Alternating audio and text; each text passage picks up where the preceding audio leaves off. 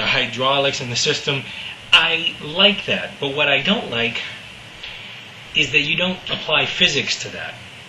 The fear of that, because these cars are going and just in a sense, the tracks alone are insane. Who builds these tracks, and how do people not get killed on these tracks?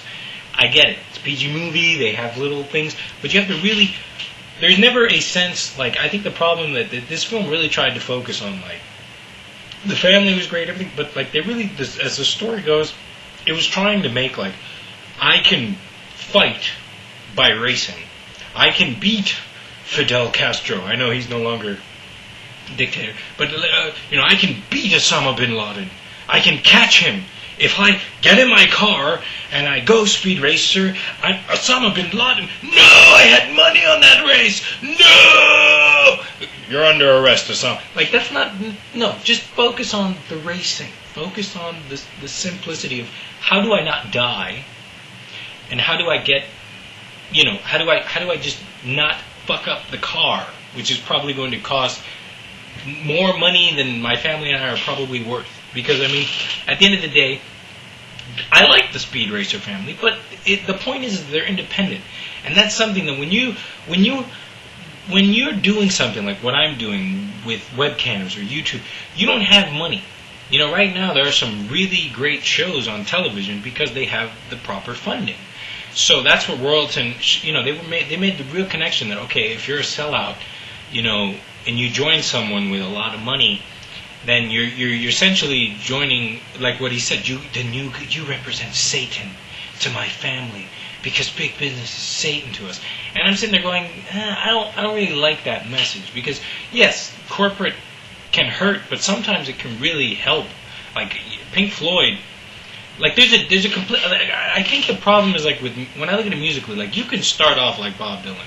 You can start off just playing your acoustic guitar and your little harmonica, but then one day along comes a guy and says, "Dude, look at this machine over here. This is the sound, and the mics, and they can amplify and help you go from I started with just my little guitar, but now I've got all these synths and cool. Whoa, I can really do some real amazing stuff here."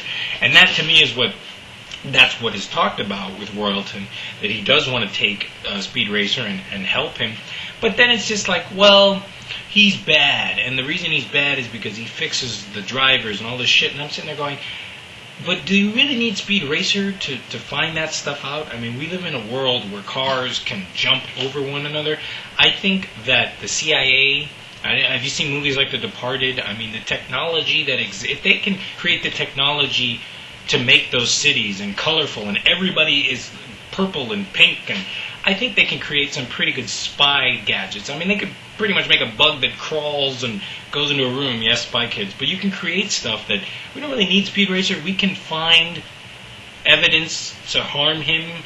I mean, we might as well have jetpacks that can. I mean, we have things that, like, one of the things that pissed me off was also like there was a big deal that don't cheat. Don't put these cheating devices in your car. And I'm sitting there going, well, can't you just build an X-ray that the cars have to first go through and screen, and then you X-ray the car and see, hey, that shouldn't be there, and what's that, or account for weight, or I mean, it's really not that difficult to find out if somebody has something in a car that shouldn't be there.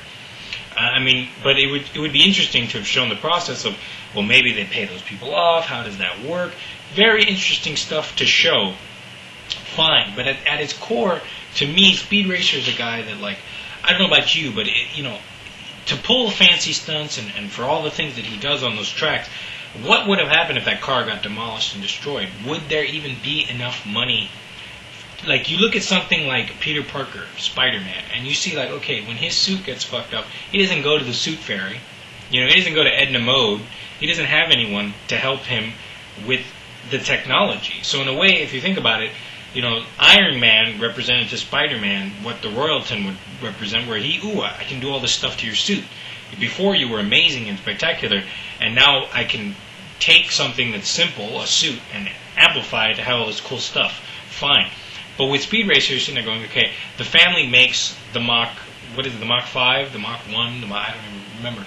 But basically the giant M car, the white M car. And you're sitting there going, well, if that thing gets destroyed, where are they going to get the money to rebuild something like that? Like, I think that's the big problem when you make these super pop cute places, is that you go, okay, well, where's the poverty? What does poverty look like in Super Mario World? What does something dirty look like? And I get it, you don't want to, it's kids, it's fun, it's candy, but that's what makes the world's, that's what draws a person in, to know that, wow, we don't have money.